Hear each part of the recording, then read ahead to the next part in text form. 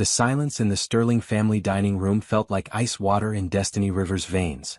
She sat perfectly still, her dark hands folded in her lap, watching as Robert's mother pushed food around her plate without taking a single bite. The crystal chandelier above cast dancing shadows across the mahogany table, but nothing could illuminate the coldness that had settled over dinner the moment Destiny walked through those mansion doors. "So, Destiny," Mrs. Catherine Sterling finally spoke, her voice sharp as winter wind. "Robert tells us you work at some sort of community center?" The way she said it made Destiny's job sound like something dirty. For 3 years, Destiny had poured her heart into helping kids in her neighborhood. She taught reading to children whose parents worked 3 jobs just to keep the lights on. She organized food drives and after-school programs. She held crying mothers who couldn't afford school supplies for their babies. But sitting here, in this room that probably cost more than most people made in a year, her work felt small and worthless. "Yes, ma'am," Destiny replied, keeping her voice steady. "I coordinate youth programs in East Atlanta. We help kids with homework, provide meals, and—" "How charitable," Mrs. Sterling interrupted, taking a sip of wine that probably cost more than Destiny's monthly grocery budget. "And your family? What do they do?" Destiny felt her chest tighten. Her mama cleaned office buildings at night so she could take care of Grandma Rose during the day. Her brother worked construction when his back allowed it. They weren't rich, but they were good people. They loved hard and helped their neighbors without expecting anything back. "My mother works in building maintenance. My brother is in construction," she said, lifting her chin slightly. Robert's father, Mr. James Sterling, looked up from his phone for the first time all evening. "Construction, you say? Union?" "No, sir.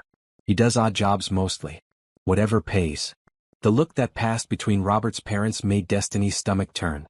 She glanced at Robert, waiting for him to say something, anything to defend her or change the subject. But he just sat there, cutting his steak into smaller and smaller pieces, like he was trying to disappear into his plate. "Well," Mrs. Sterling continued, her smile as fake as the pearls around her neck, "I'm sure that's honest work. 3 hours. 3 hours of questions that felt like tiny cuts. 3 hours of watching the man she thought she'd marry act like she was invisible. 3 hours of being made to feel like she wasn't good enough, smart enough, wealthy enough to breathe the same air as these people." When dessert came and went without Robert saying a single word to defend her, Destiny felt something break inside her chest. Not just her heart, but something deeper. Her sense of who she was, who she could become with this man. "Thank you for dinner," she said quietly, standing up. "It was educational." Robert finally looked up. "Destiny, where are you going?" "Home." The word came out firmer than she felt. "I need to go home. But we haven't discussed the wedding plans." "What wedding?" The question slipped out before she could stop it. "The one where I pretend to be someone else? The one where you sit silent while your family tears me apart?" Mrs. Sterling gasped like Destiny had used curse words at the dinner table. Mr. Sterling's face turned red. But Robert just stared at her with wide eyes, like he couldn't understand why she was upset. "You're being dramatic," he said finally. Those 4 words hit her harder than anything his parents had said all night. Dramatic. Like her feelings didn't matter. Like being treated with basic respect was asking too much. "You're right," she whispered, pulling off the engagement ring that suddenly felt like it weighed 1,000 pounds. "I am being dramatic. Expecting the man I love to have my back was definitely too much drama." She placed the ring on the table next to her untouched slice of cake and walked toward the door. Her hands shook as she reached for her purse, but her voice stayed steady. "Destiny, wait," Robert called, but he didn't get up. He didn't follow her. She turned back one last time, looking at this man she'd planned to spend her life with. "You know what hurts the most? It's not that they don't like me. It's that you were ashamed of me too. You just didn't have the courage to say it." The 40-minute drive back to her apartment passed in a blur of tears and streetlights. When she finally pulled into her parking spot, Destiny sat in her car and cried until her chest ached. She cried for the future she'd imagined. She cried for the love she thought was real. She cried for the little girl inside her who still believed that being good and kind and hardworking was enough. But mostly she cried because tomorrow she'd have to wake up and pretend her heart wasn't broken. She'd have to go to work and smile at the kids who depended on her. She'd have to be strong when all she wanted to do was hide under her covers and never come out. 3 days later, the hurt had settled into something harder. Anger. Not the hot, explosive kind, but the cold, determined kind that made her see everything clearly. She was done trying to fit into spaces that weren't meant for her. Done shrinking herself to make other people comfortable. Done apologizing for being exactly who she was supposed to be. Walking to work that Thursday morning, she almost didn't notice the old woman sitting outside the grocery store. Almost walked past like everyone else was doing. But something about the way the woman held herself, proud even in worn clothes, dignified even while asking for help, made Destiny stop. "Excuse me, sweetheart," the woman said, her voice soft and cultured. "I hate to bother you, but I haven't eaten in 2 days. Could you spare anything?" Most people would have kept walking. It was early, the woman was a stranger, and Destiny was already running late after another sleepless night. But looking into those tired brown eyes, Destiny saw something familiar. The same quiet strength her own grandmother had carried through a lifetime of struggle. "Of course," Destiny said and meant it. What happened next would change everything. But in that moment, all Destiny knew was that helping this stranger felt like the first right thing she'd done since walking out of that cold mansion. She had no idea that this simple act of kindness would lead to the most shocking discovery of her life. The elderly woman's name was Grace, and she had hands that told stories. Soft despite the rough life that had led her to this sidewalk, with long fingers that moved gracefully even as she gratefully accepted the breakfast sandwich and coffee Destiny bought her. "You're an angel," Grace said, tears gathering in her eyes. "I don't know how to thank you." "You don't need to thank me," Destiny replied, sitting down on the bench beside her. Something about Grace reminded her of her own grandmother, the way she carried herself with dignity even when the world had knocked her down. "We all need help sometimes." Grace studied Destiny's face with sharp, intelligent eyes. "You look like you're carrying some heavy burdens yourself, child." Destiny almost laughed. 3 days ago, her biggest worry was whether Robert's family would accept her. Now she didn't even have a fiancé. "I'll be okay. What about you? Do you have somewhere safe to stay? The shelter when they have room. Park benches when they don't." Grace's voice stayed matter-of-fact, no self-pity. "Been that way for about 6 months now." 6 months? What happened? Grace was quiet for a long moment, watching people hurry past them on their way to work. "Sometimes life just falls apart all at once, you know? Lost my job, then my apartment. My pride kept me from asking for help until it was too late." Destiny felt something twist in her chest. Here was a woman who'd lost everything, sitting on a sidewalk, and she was worried about pride. It made Destiny's own problems feel small and manageable.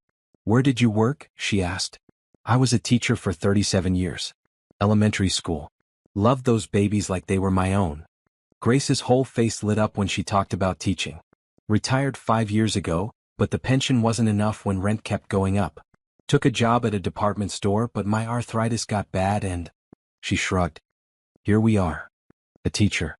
This woman had spent almost 4 decades shaping young minds, and now she was homeless because she couldn't afford rent. The injustice of it made Destiny's chest burn with anger.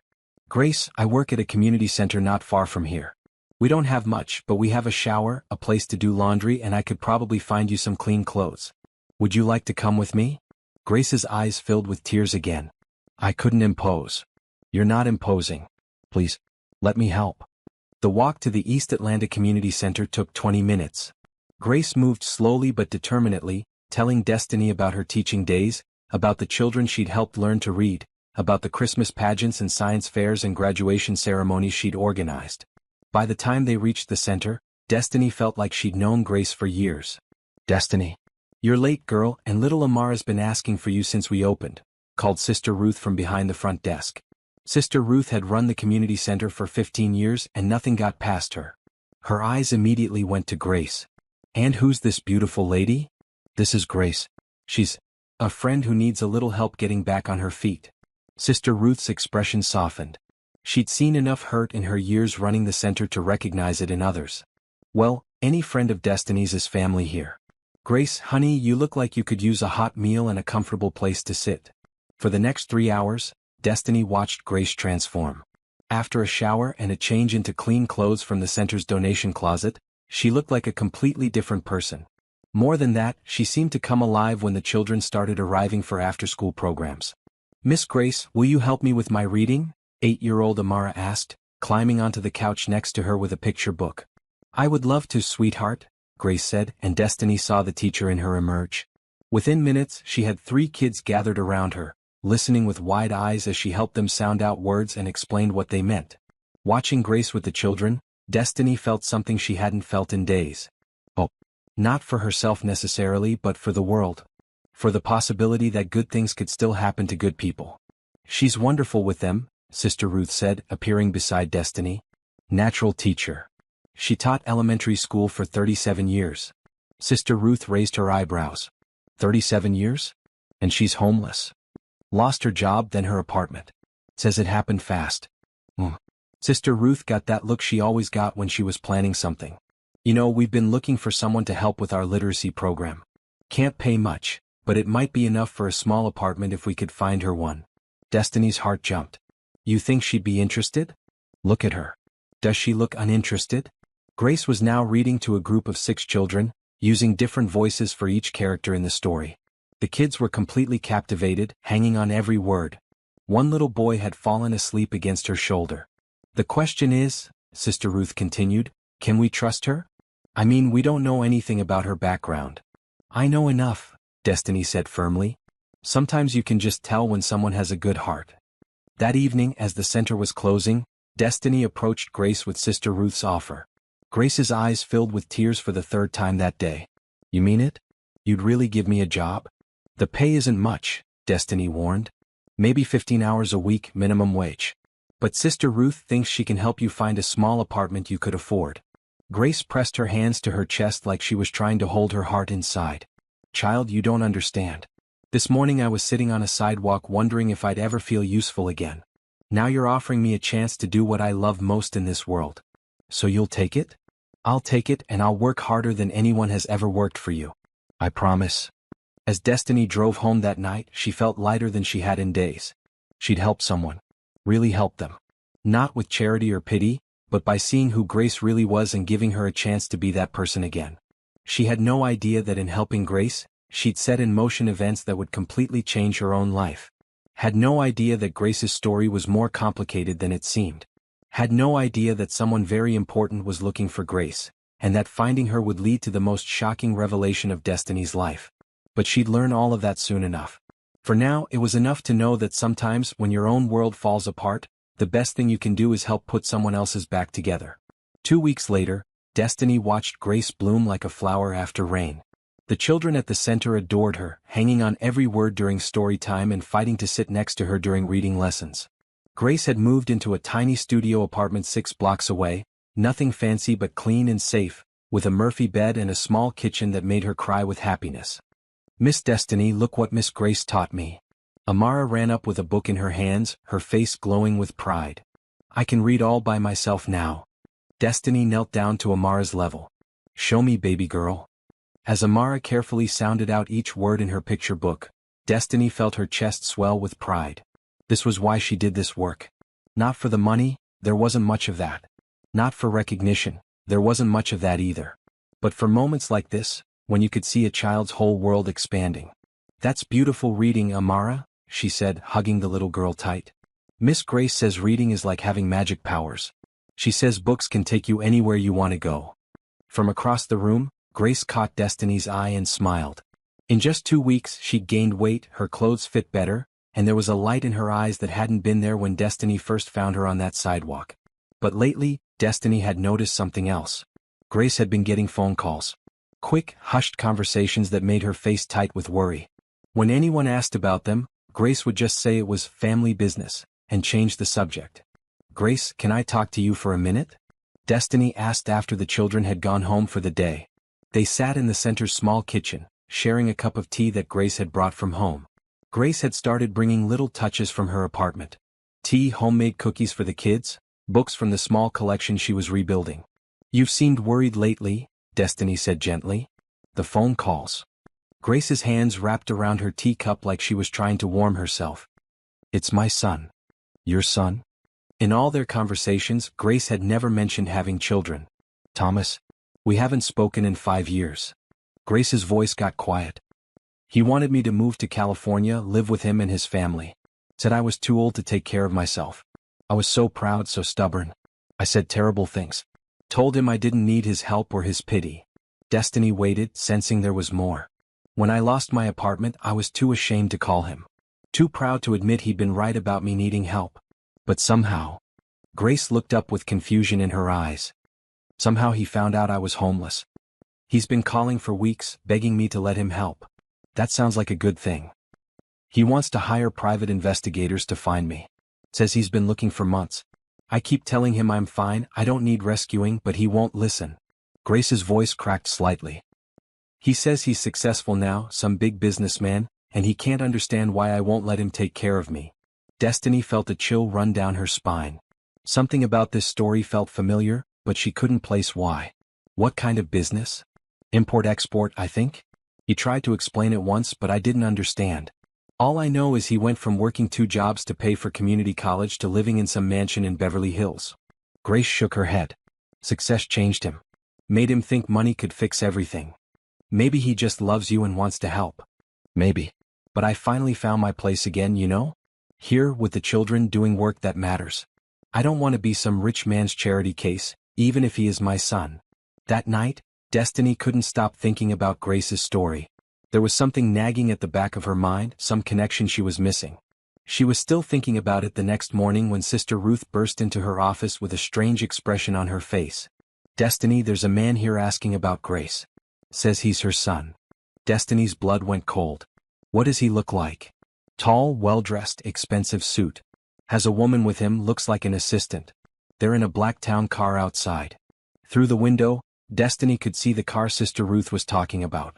It looked like something a celebrity would ride in, all tinted windows and polished chrome. This wasn't just successful, this was wealthy. What did you tell them? Nothing yet. Figured I should check with you first. Grace appeared in the doorway, her face pale. The children told me someone was looking for me. Is it? I think it might be your son. Grace's hands started shaking. I can't. I'm not ready. What if he tries to make me leave? What if he thinks this place isn't good enough? Grace. Destiny took her hands, steadying them. This is your choice. But maybe it's time to stop running. What if he's ashamed of me? What if he sees where I've been living, what I've been doing, and decides I'm not worth the trouble? Then he's a fool, Destiny said firmly. And you're better off without him. Grace took a deep breath, squaring her shoulders in a way that reminded Destiny of her own grandmother facing down landlords and bill collectors. You're right. He's my son. I raised him to be better than that.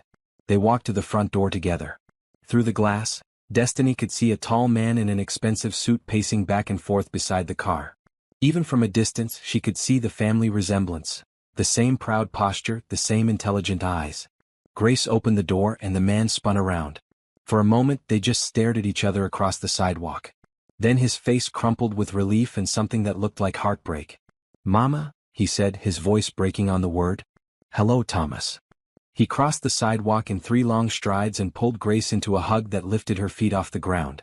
Destiny watched through the window as both of them started crying, holding each other like they were afraid the other might disappear. I've been looking for you for months, she could hear him saying. Months, Mama. I was so scared something had happened to you. I'm sorry, Grace whispered back. I was so ashamed. So proud. I should have called. They talked for 20 minutes on the sidewalk, Grace explaining about the community center, about her job, about how she'd found her purpose again. Thomas listened without interrupting, his expensive suit getting wrinkled from sitting on the center's front steps. Finally, Grace brought him inside to meet everyone. Destiny watched from across the room as he knelt down to talk to the children, as he listened to Grace read story time, as he saw his mother in her element for the first time in years. When story time was over, he approached Destiny with tears in his eyes. You saved my mother's life, he said simply. I just gave her a chance to save herself. No. He shook his head firmly. The Grace I'm seeing today, the woman who has purpose and joy and hope again, that's because of you. Because you saw who she really was when everyone else saw a homeless woman to ignore. Something about his voice made Destiny look at him more closely. There was something familiar about his face, something that made her chest tight with recognition. I'm Thomas Wellington, he said, extending his hand. And I owe you a debt I can never repay. The name hit Destiny like lightning. Thomas Wellington. The Thomas Wellington. The businessman whose company had just been featured on the cover of Forbes magazine. The Thomas Wellington whose import-export empire was worth hundreds of millions of dollars. Grace's son wasn't just successful. He was one of the most powerful men in America. And he was standing in their little community center, crying with gratitude because Destiny had given his mother a place to belong. But the real shock was still coming. Because Thomas Wellington hadn't come alone, and what his assistant was about to tell Destiny would change everything she thought she knew about kindness, connections, and the way the world really worked. Destiny Rivers? The woman who stepped forward was polished in a way that screamed money and power.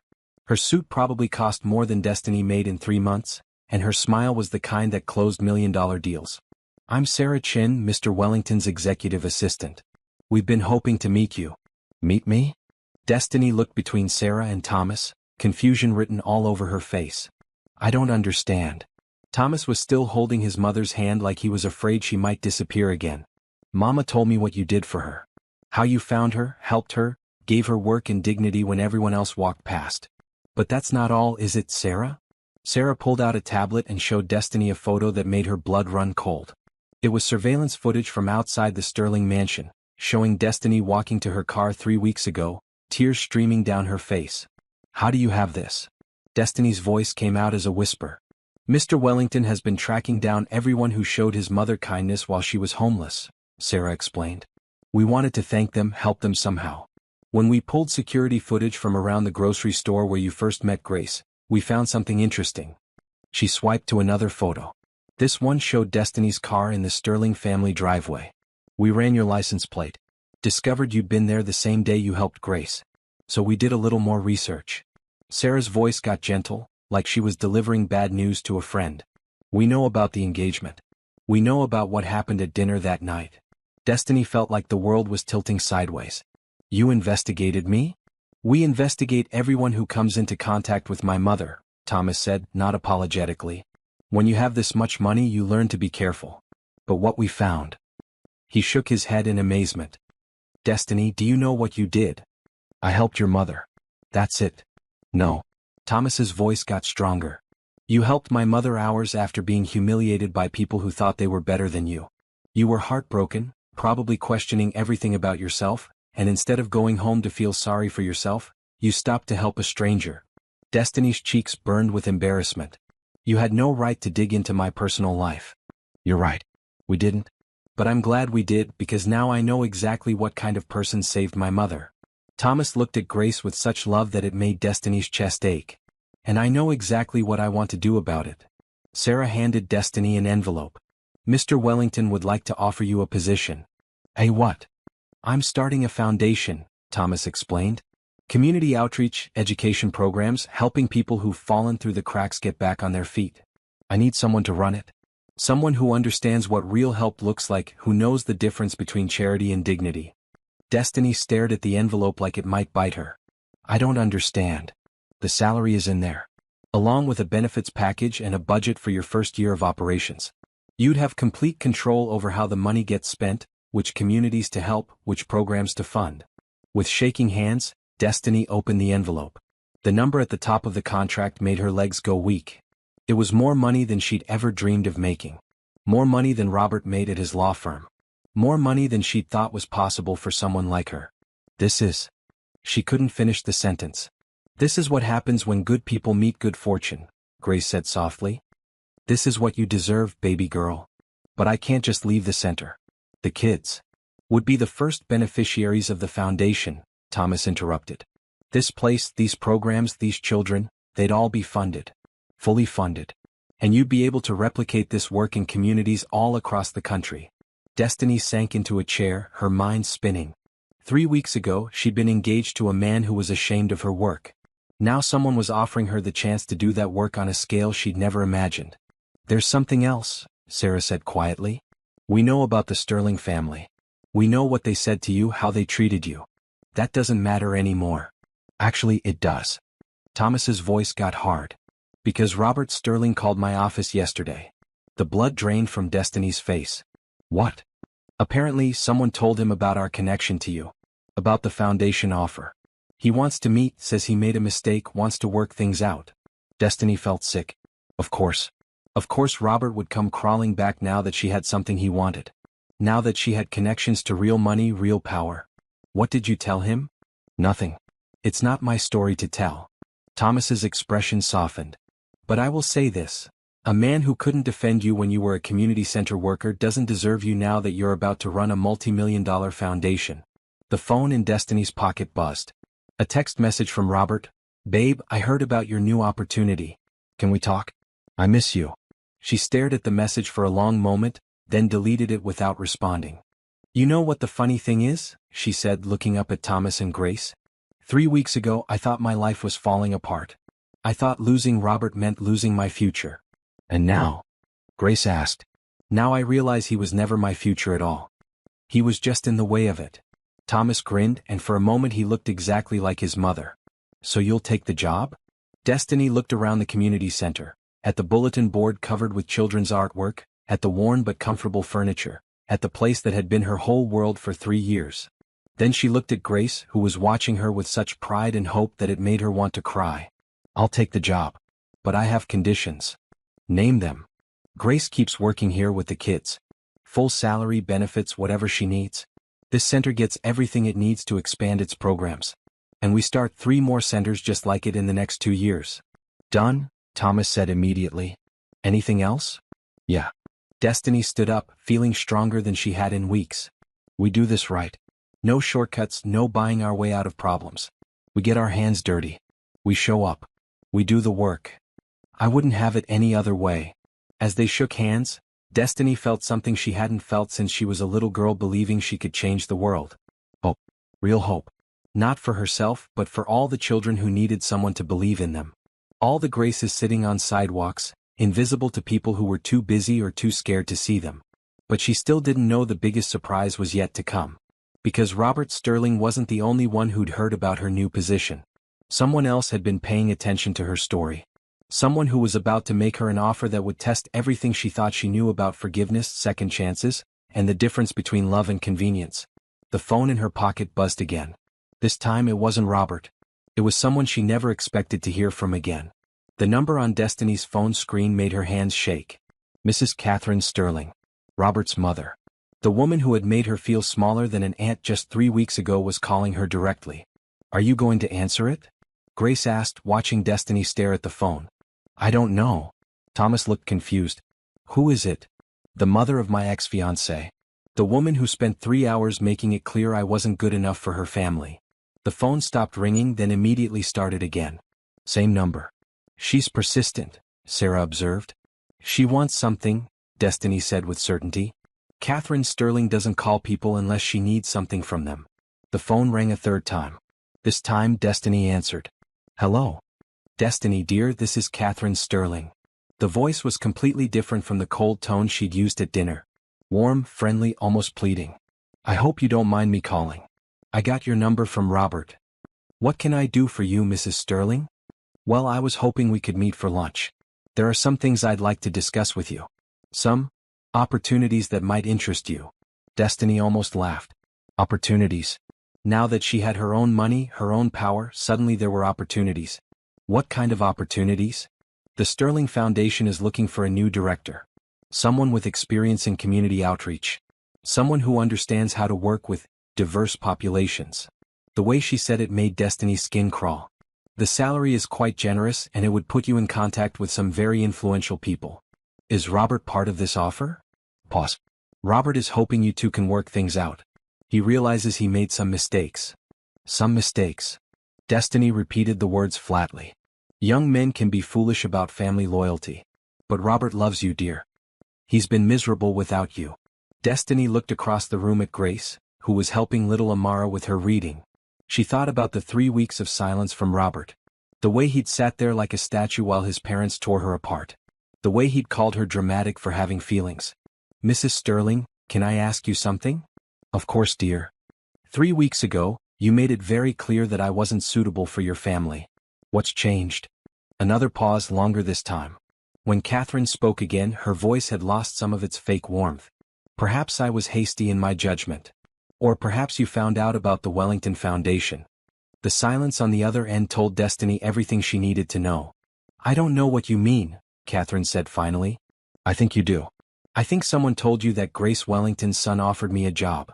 I think you did the math and realized that the community center worker you look down on now has connections to one of the most powerful families in the country. Destiny, I think you're being dramatic? Yeah, I've heard that before. Destiny's voice got stronger. Let me save you some time, Mrs. Sterling. I'm not interested in your foundation job. I'm not interested in getting back together with Robert. And I'm definitely not interested in pretending the last 3 weeks didn't happen. You're making a mistake. Catherine's voice turned cold again, showing her true colors. The Sterling name carries weight in this city. We could help your career. I don't need your help. I never did. That was your son's mistake, thinking I needed him to validate me to make me worthy. But I was always worthy. I just couldn't see it while I was trying to fit into spaces that were never meant for me. Destiny hung up the phone and immediately blocked the number. Her hands were shaking, but not from fear this time. From anger. From the realization of how close she'd come to settling for someone who would only love her when it was convenient. That sounded intense, Thomas said. Robert's mother offered me a job. Coincidentally, right after finding out about your foundation. Grace shook her head sadly.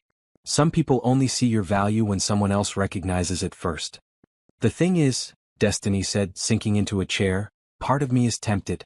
Not by the job or Robert, but by the chance to prove to them that they were wrong about me. And what would that prove? Grace asked gently. That I'm good enough. Baby girl, you were always good enough. Their opinion was never the measurement of your worth. Thomas was quiet for a moment, then spoke carefully. Can I tell you something about wealthy families? About people who judge others based on money and status. Sure. They're usually the most insecure people in the world. They judge others because they're terrified of being judged themselves. My mother spent years thinking she wasn't good enough because she didn't have fancy things or important connections. But look at her now, she's happier teaching children in this community center than she ever was trying to impress people who didn't matter. Destiny looked at Grace, who was now surrounded by 6 children, all competing for her attention as she helped them with their homework. Her face glowed with joy and purpose. You're right, Destiny said quietly. I spent so much energy trying to prove I belonged in their world that I forgot how much I loved my own. Her phone buzzed again. This time it was Robert himself. Destiny, please call me. I know I messed up. Let me fix this. She showed the message to Thomas and Grace. What are you going to do? Grace asked.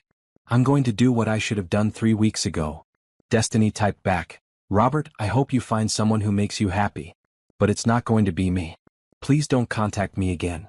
She blocked his number too, then turned to Thomas. When do I start? Whenever you're ready. But there's one more thing. Thomas smiled. The foundation needs a name. I was hoping you might have some ideas. Destiny looked around the community center again, at the children's artwork on the walls, at the worn but comfortable furniture, at Grace helping a little boy sound out a difficult word. She thought about the moment 3 weeks ago when her world had fallen apart, and how that breaking had led to the most beautiful rebuilding she could have imagined. The Second Chances Foundation, she said without hesitation. Perfect, Thomas said. Because that's what this is really about, isn't it? Second chances. For my mother, for these kids, for communities that everyone else has written off. For me too, Destiny added softly. 6 months later, Destiny stood in front of the brand new Second Chances Community Center in West Atlanta, watching Thomas cut the ribbon while Grace and 30 children from their original center cheered. It was the 3rd center they'd opened, with 5 more planned for the next year. Grace had insisted on transferring to this new center, saying she wanted to help build something from the ground up. She'd also insisted on living in a small apartment 6 blocks away, close enough to walk to work, far enough to maintain her independence. We couldn't have done this without you, Mama, Thomas said, hugging Grace as cameras flashed around them. No, Grace said, looking directly at Destiny. We couldn't have done this without her. She saw me when I was invisible. She gave me hope when I had none left. And she chose kindness when her own heart was breaking. After the ceremony, as they were cleaning up, little Amara ran up to Destiny with a drawing. Miss Destiny, I made this for you. The picture showed 2 women, one tall and one short, holding hands in front of a building marked Community Center. Above them, in Amara's careful 8-year-old handwriting, were the words, Thank you for seeing people. Destiny knelt down and hugged Amara tight, tears streaming down her face. Thank you, baby girl. That's the most beautiful thing anyone's ever given me. As the sun set over Atlanta, Destiny sat on the front steps of the new center with Grace, watching the children play in the small playground Thomas had insisted on building. Do you ever regret it? Grace asked. Walking away from Robert, from that life? Destiny thought about it seriously. About the big house she'd never live in, the fancy parties she'd never attend, the social status she'd never have. Not for a second, she said. I thought that life would make me happy, but it was just going to make me small. This, she gestured to the center, to the children, to Grace beside her. This makes me feel like I'm taking up exactly the right amount of space in the world. Her phone buzzed with a text from Sarah. Foundation board meeting Tuesday at 10. We're reviewing applications for centers in Birmingham and Nashville. Destiny smiled and typed back, I'll be there. More good news? Grace asked. Always. It's funny how once you start looking for ways to help people, opportunities to do good just keep appearing. That's not funny, Grace said, patting Destiny's hand. That's just how the world works when you're living in alignment with your purpose. As they sat there in comfortable silence, watching the children play, Destiny thought about the woman she'd been 6 months ago. Desperate to fit in, willing to shrink herself to make others comfortable, measuring her worth by other people's approval. That woman felt like a stranger now. The woman she was today, the one who ran a foundation that had already helped thousands of people, who employed dozens of community workers, who was featured in magazines as a rising leader in social justice. That woman had been there all along. She'd just been buried under years of trying to be someone else. Grace, she said suddenly, what made you help me that first day? When I was crying outside the grocery store, you could have just minded your own business. Grace smiled. Baby girl, you weren't crying outside the grocery store when we met. Yes, I was. I remember. No, Grace said gently. I was the one asking for help. You were the one who stopped to give it. Even though your own heart was broken, even though you had every reason to keep walking, you stopped and saw me. Really saw me. Destiny felt tears gathering in her eyes. But you helped me too. You helped me remember who I really was. That's what happens when good people find each other, Grace said. We remind each other of our own light.